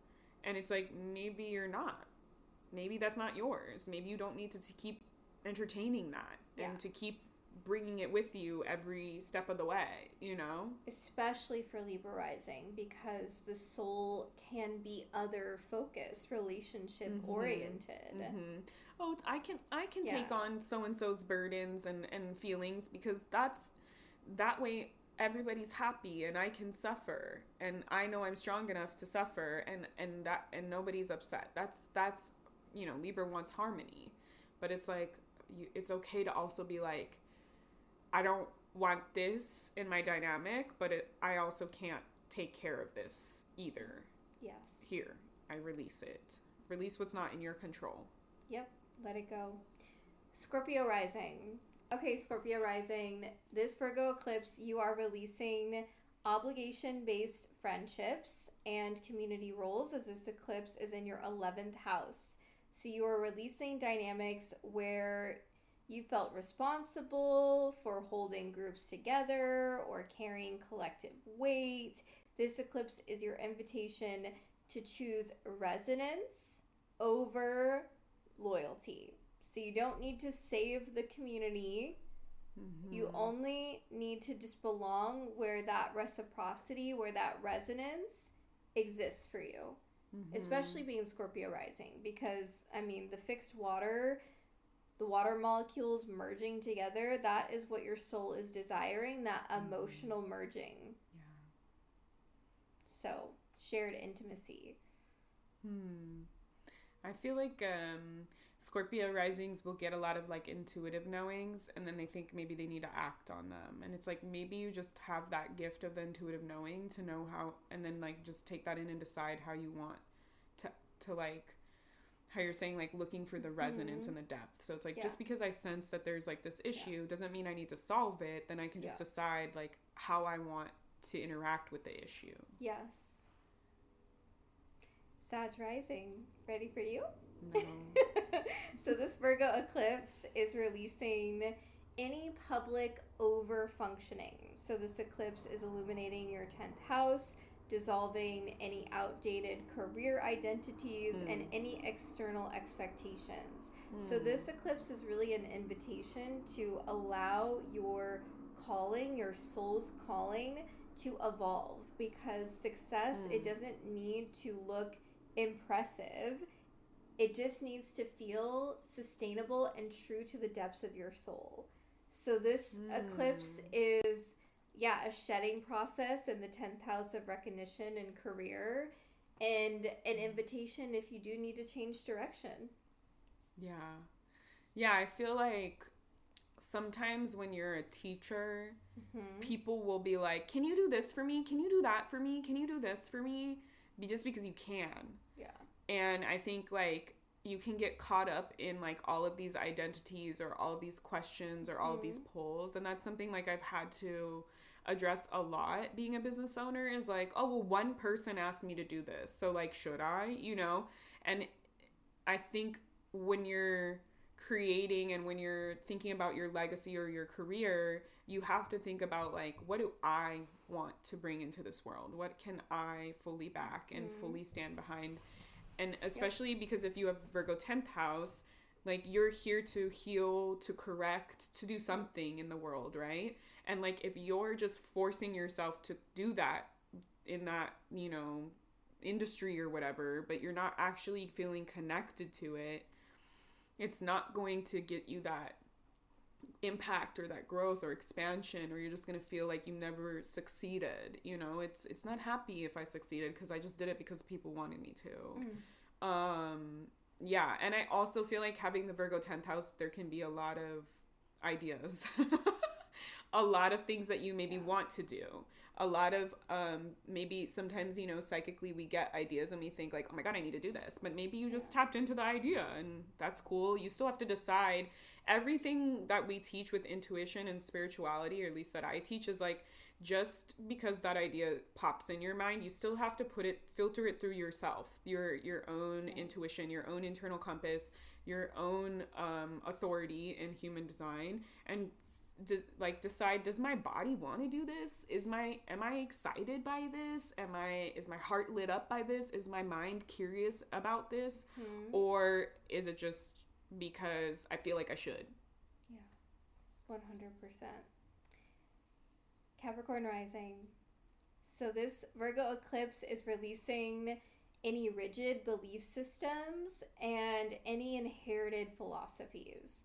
As this eclipse is landing in your 9th house, it's clearing dogma, outdated truths, and narratives that maybe at one point gave a sense of meaning but feel heavy for some reason. You're shedding it. You're letting it go. It's sort of this feeling of you don't need to know everything that you believe yet, but let curiosity be in place of certainty. Like, let curiosity take over the feeling of certainty, because with beliefs, like, how do you know if it's true or not? It's just a feeling that you have, an intuition that you have in your body. So it really is an invitation to allow faith and that process of exploring the higher realms of consciousness to be spacious. Yeah. There is someone online, again, I'm sorry, I can't remember anyone's names. And they were saying, like, you don't say, I know God, I've met God, God is my friend. You say, I believe in God, I have faith in God, right? So it's like, these are things that we choose to buy stock into and to, like, funnel and empower energy into. It's not something we can, like, hold in our hand, like, oh, I know God, he's my next door neighbor. It's not something like that we can literally tangibly prove. So we have to believe in it. And I feel like sometimes with Virgo energy, it can get very locked in. and be like, the blinders are on, and it's just like this one thing is like how I'm seeing it going. And then maybe like what we're saying in the eclipse is like maybe we need to like take those blinders off and zoom out and look at other multiple options and perspectives, and maybe this one thing isn't the only way, and maybe there's another, like how you talk about like the energy of Virgo is like looking at like a crystal from all these different facets and sides. It's like maybe if I turned it 25 degrees, I can see a whole different world. Yeah, 100%. And there's a lot to explore in the ninth house, because it is the house culture, of religion. Yeah. Like education, higher learning, expansion. There's a lot there. So if something isn't resonating with you and your belief system, let it go, Capricorn rising. Yeah. Let it go. Aquarius rising. This Virgo eclipse is releasing trauma-bonded intimacy and any outdated emotional entanglements. As this eclipse is moving through your 8th house, it's dissolving karmic ties that are rooted in those survival patterns rather than a mutual benefit. So you are not required to stay bonded to pain. Like this eclipse is like, no, let it go. It's an invitation to allow intimacy to be gentle and allow that feeling of the building of the trust with the 8th house energy to be slow and rooted in reality. What is real? What feels truth? Because it's a transformative eclipse for you. Like there's no denying that for you, Aquarius rising.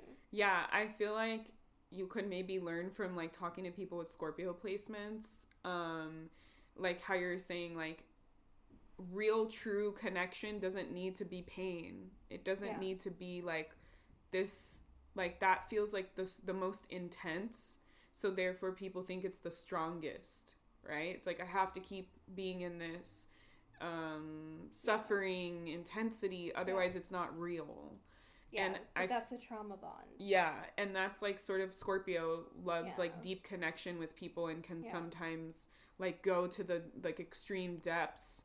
Like I have people in my life who have Scorpio placements, and like my one friend, she literally was like, look, I know that the relationship is not good for me, but I need to see it out to the bitter end. I need to try every single thing that I can in my power so that I can leave the situation having no regrets, knowing I lived it full and well. And I feel like sometimes like with Scorpio placements, they have that mentality.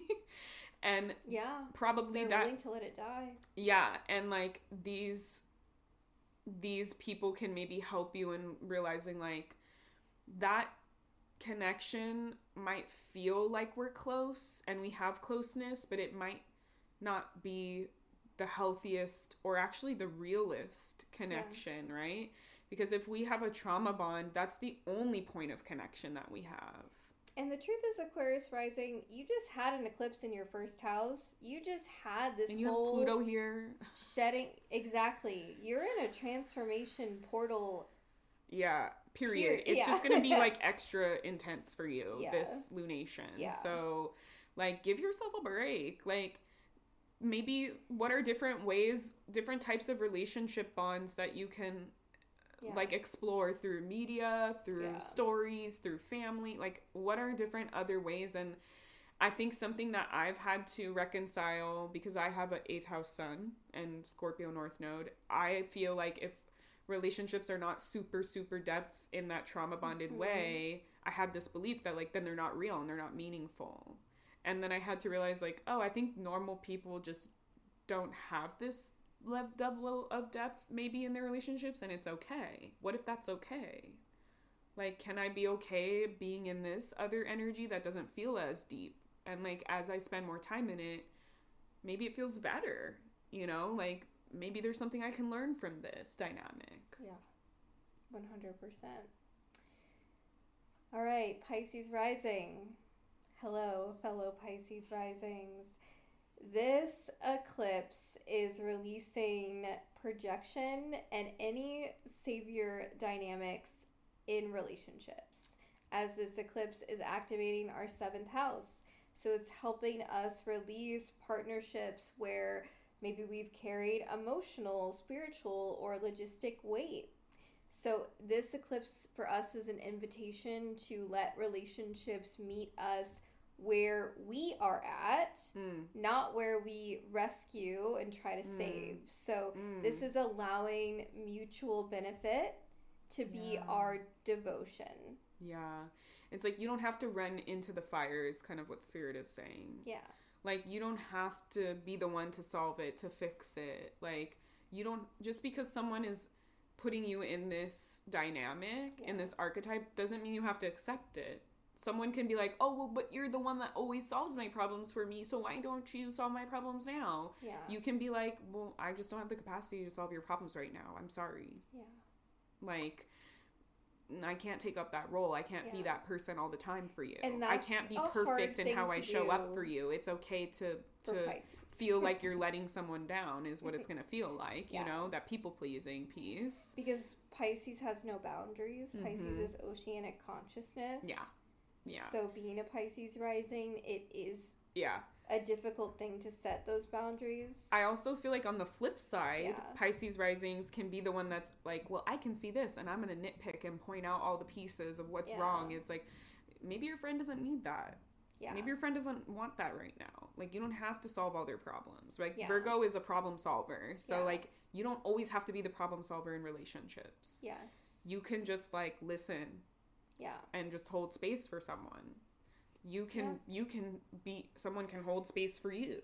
That's a really big thing that I've had to learn in relationship dynamics, being a Pisces rising, because I do have that 7th house Virgo, is I do have a tendency to, like, want to solve and, like, want to, and especially being, like, a Sag moon, I feel like this is such a Sag moon thing to, like, want to teach and, like, find the solution. And sometimes people don't fucking want that. No, Josh has had to tell me, like, all I want from you is just to sit and listen. Yep. You don't have to, like, because I am someone, like, ideas come to me quickly, and I'm a really good person to brainstorm with, and it's like, boom, boom, boom, I got it. Like, here's the idea. Like, let's go, let's implement.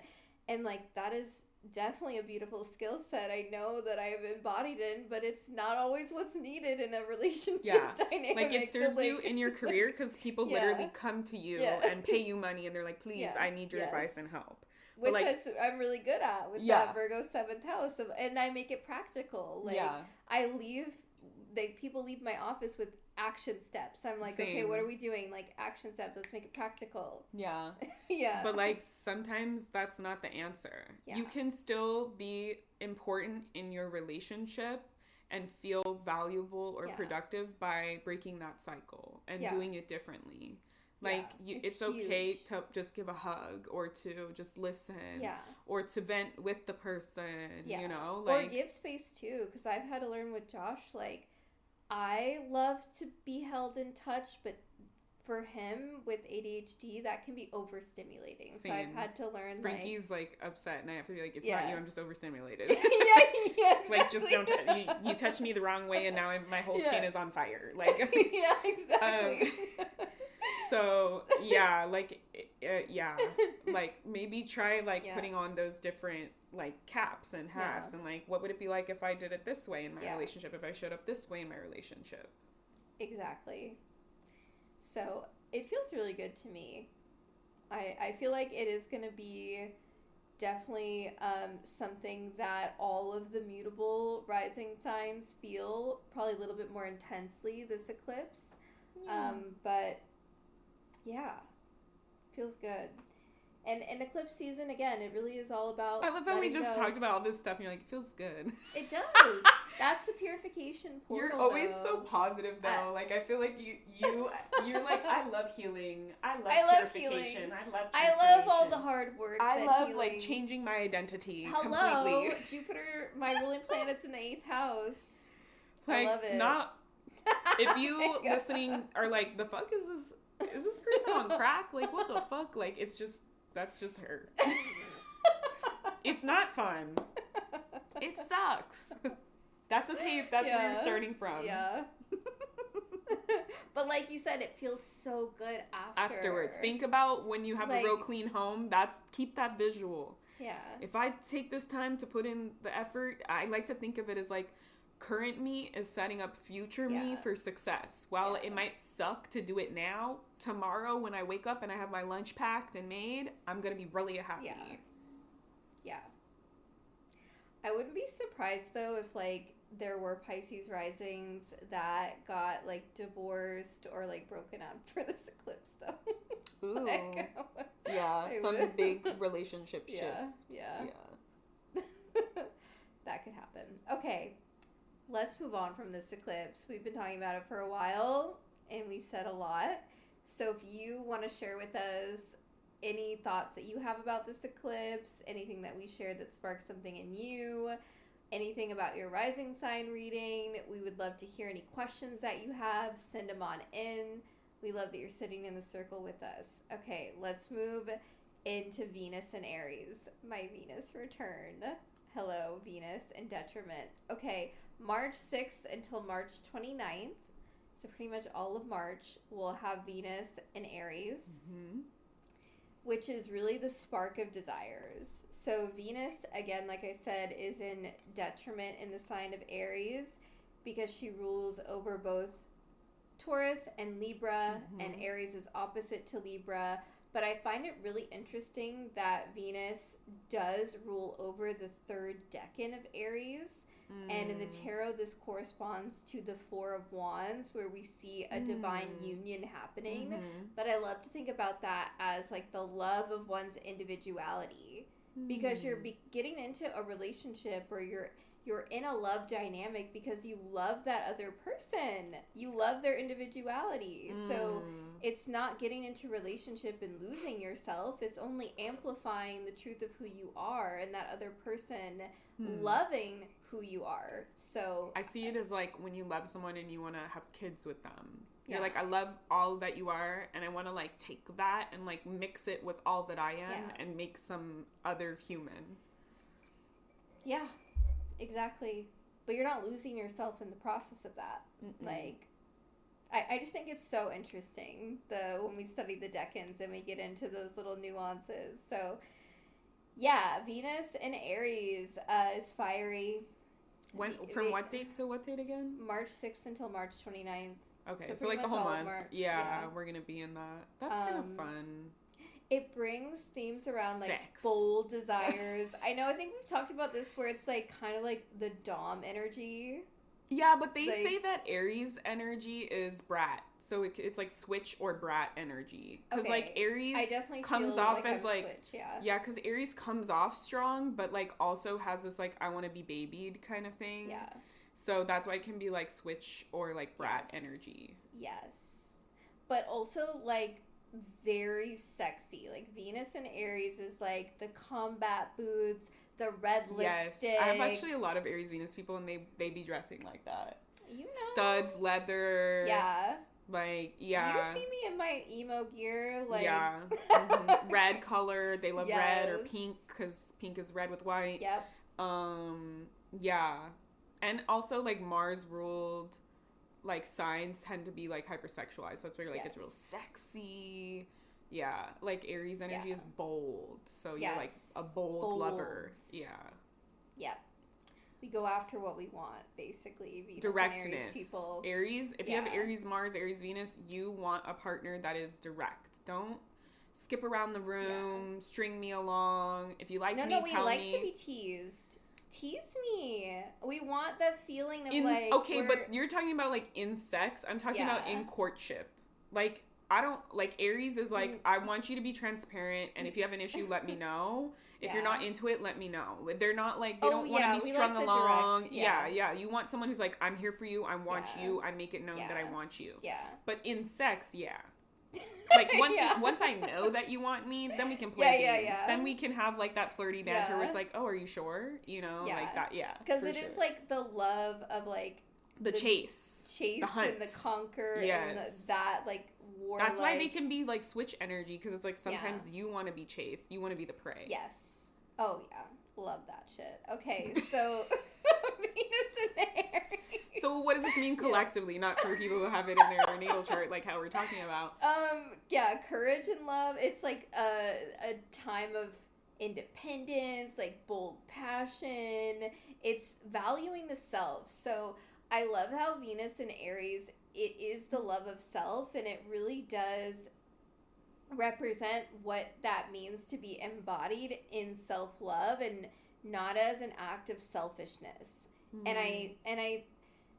it's like I need to do me. I need to fulfill my needs. And it's not selfish. It's important. Being an Aries Venus, I feel like this is such a topic that I think you so really essential. Embody that because you're like, I need my time in the morning to meditate, to eat my breakfast, to do my stretches. If I don't have that, I can't show up to the fullest of my abilities. And I think that's 100%. Sort of like Aries energy is like, I need to get this going. Otherwise, I can't get everything else going. Exactly. Well, I have clients ask me, like, how do you hold all this space? And, like, this is emotional work. And it's exactly what you just said. It's because I care about that time and I set it for myself, and I don't care if it's perceived as selfish. Like, it is what I need. And it's, but then it's like, ultimately, Venus and Aries, we take what we love and then we help other people with it.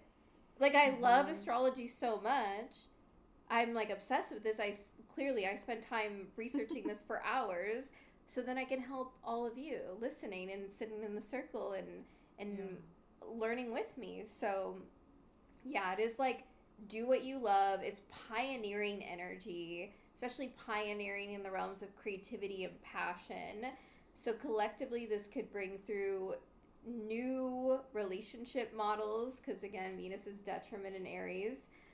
Relationship models that are about what you need, like the self energy, public discussions around autonomy, bolder expressions of femininity, and new waves of aesthetic innovation.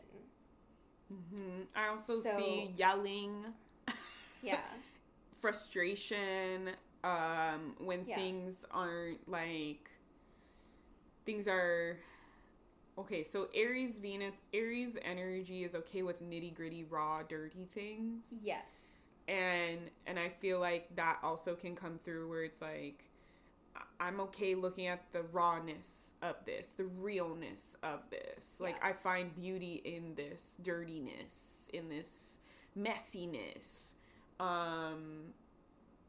Yeah, and I, like, sometimes Aries Venus people are like, you picked the wrong bitch to play with today. You know, like, my Pilates instructor has, she's like, I will not be this person. Yeah. So I feel like warrioress. Yeah, it's like, I will, if I love it, I'm in. But if you're not, then it's done, right? Yeah. There's this boundary here. So I feel like we're gonna maybe have that kind of energy collectively as well. Like, if I love it, I love it. If I don't, I have something to say. You know, I'm gonna voice my opinion. I'm gonna, like, allow my frustrations to be felt, right? Yeah, and Venus and Aries is not shy about sharing that. No. So, yeah, I was writing how Venus and Aries, even though, again, she's in detriment, she is this priestess of fire, holding that fire. She, again, is lighting this pathway for deeper layers of self-love, because you trust yourself. And you're bold. You're willing to go first. You're a pioneer. You're willing to trailblaze. There's a love of that with Venus and Aries. Yeah, we might be doing new things that we've never done during this time. That's why I was thinking about the new relationship models. Yeah. Be bold enough to say what you haven't been saying, that you've been holding in. Oh, yes. It's my Venus return. So, hopefully, I'll have a girlfriend universe. Venus and Aries. That's quick. That's coming up quick. I know it's coming up I'm quick. Like, you want a girlfriend in, like, less than a month. That's a lot. Universe, I've been waiting years. Hello. And that eclipse happening in my 7th house, the shedding. True. A restructuring. Perhaps. Let's see. We'll tell you in the April one. Oh my God, if Thailand has gotten a girlfriend. In my birthday month. Oh my God, April's gonna be wild. Just wait for that episode. Every month. Okay. I know, we're like, there's so much to talk about. Sit in the circle with us. Okay, March 10th through May 12th, Vesta is going to be in Pisces. Yeah, so Vesta is the deity of the home, the hearth. The high priestess, the key of wholeness. So this is more of like a collective piece as well. You all have Vesta in your chart somewhere. Yes. So yeah, this transit, you said she's going to be in what? She's going to be in Pisces. Okay. So wherever you have Pisces is where you'll feel this needing to like tend to cultivate. Yeah. She rules over like this devotional energy. That's that high priestess frequency, right? Like think of how a high priestess, literally that's their life, their job is all wrapped in one, and they live in service, in devotion to some deity, some service. Yes. So holding the sacred container. And I think we've talked about Vesta before and how in her ancient times the Vestal priestesses would practice sex magic. And so in her mythology now, archetypally in our chart, she can represent that energy of what it means to be fully in one's sexual power versus like in sexual denial or repression because of the patriarchy and what the patriarchy did to the word virgin, right, which is Vesta, meaning like, oh, purity, but really in ancient times it meant wholeness, and that's why she holds that key of wholeness. So in Pisces, this is the wholeness of the devotion to spirituality, to oneness, to merging with what is beyond just this physical reality. Devotion to your dream, devotion to your art, devotion to your inner creator, whatever that looks like to you. Yes. Especially divinity. in whatever house you have Pisces in. So like let's say mine, 4th house, home. That's like home. Like Vesta's home. Yes. So it's like I'll probably be like sprucing up my home during this time, making it more what my dream was, what my vision was, being more creative with it, you know, type of thing. Spending more time like doing arts and crafts or things in my home. Artistic energy is so beautiful with Pisces. And spiritual sex, we've talked about sex with ghosts on this podcast. But I mean, sex magic, like this is a beautiful time with Vesta and Pisces. It's sweet. It's also devotion without like the egoic consciousness that Aries has, right? Because it is the sign of oneness. So it's devotion to the unity again. Mysticism. Maybe having dream stuff about this as well. Yeah. And healing. Okay, March 15th through May 27th, we have Ceres, the mother goddess, in her home sign of Taurus. I love this transit. It's going to be such a vibe. The feeling I was getting with it is like, oh, it's the Earth Mother. She is coming home. She is awakening. As Ceres, Demeter is the representation of nourishment. She is the frequency around grief and how we handle grief, fertility, and these cycles of loss and renewal. So, and like the seasons, like the harvest, right? Yes. So like harvesting and metalworking too. Yes. So the reason why she represents the seasonal energy and the loss is her story with Persephone, which... She's the mother of Persephone. We've also talked about on this podcast. I have a lot of thoughts about that story and Persephone and like why the fuck isn't it told from Persephone's perception? It's never told from her. Okay, we're gonna move on. So the Taurus energy here I feel like it's like Taurus is already very real and material, very earthly, and so is Ceres, right? Like very real, very earthly. Like she literally rules over like metals and like grains and shit like that. So I feel like there's maybe going to be some kind of, I don't know, I see that there's something blooming out of that, like some kind of change or shift around food sources or distribution of food sources. So I don't know, metal kept coming up a lot for me, so I wonder if there'll be like some advancement or something that comes out like regarding metal. Like I'm not saying like metal in general, like gold or something, but like I'm thinking how they're like always talking about like this new like space exploration thing or this new like military equipment thing. It feels like something more like that.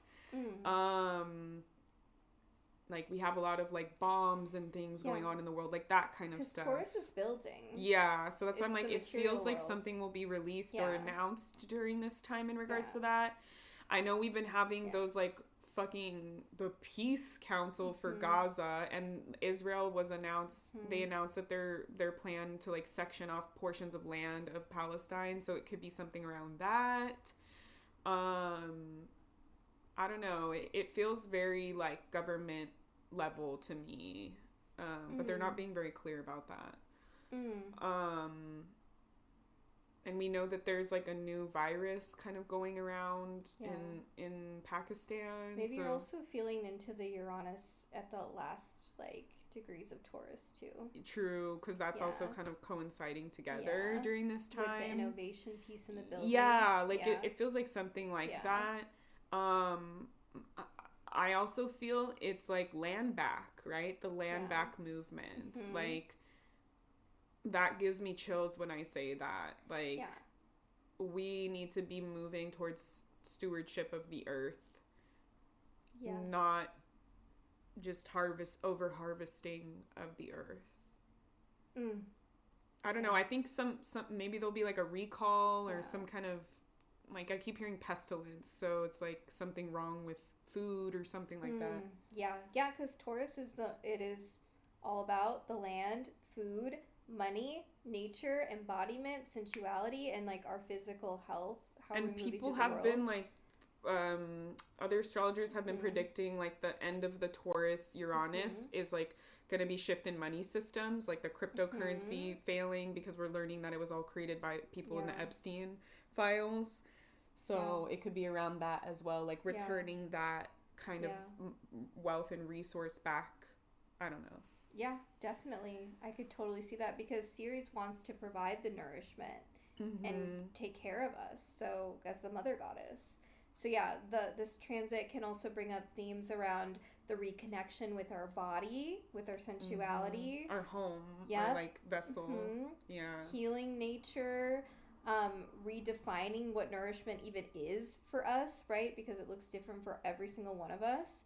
Stabilizing resources and the return to slow sacred rhythms. Taurus embodies that with the bull, this slowness. So historically, Ceres and Taurus aligns with movements with regenerative agriculture, food, justice themes that are coming up, environmental healing themes, and a renewed interest in earth-based spirituality, earth-based practices. So the stewardship of the land, definitely. And Ceres, is Persephone's mother. And after February's underworld depths, March begins this return to the spring equinox. Hello, So, all right, we should stop here. Cool. Okay, so we are going to do part 2. You will catch that next week. Yeah. For the last half of March. We got a lot to say about this new moon in Pisces. Yeah, so stay tuned and we will catch you on the flippity flip. Thank you for listening to the Celestial Circle podcast. We are eternally grateful to have you in our cosmic community. Make sure you subscribe to our podcast wherever you listen. That way you'll be updated whenever new episodes drop. Please leave us a review and share with your friends so that our circle grows. The circle is now closed. Bye!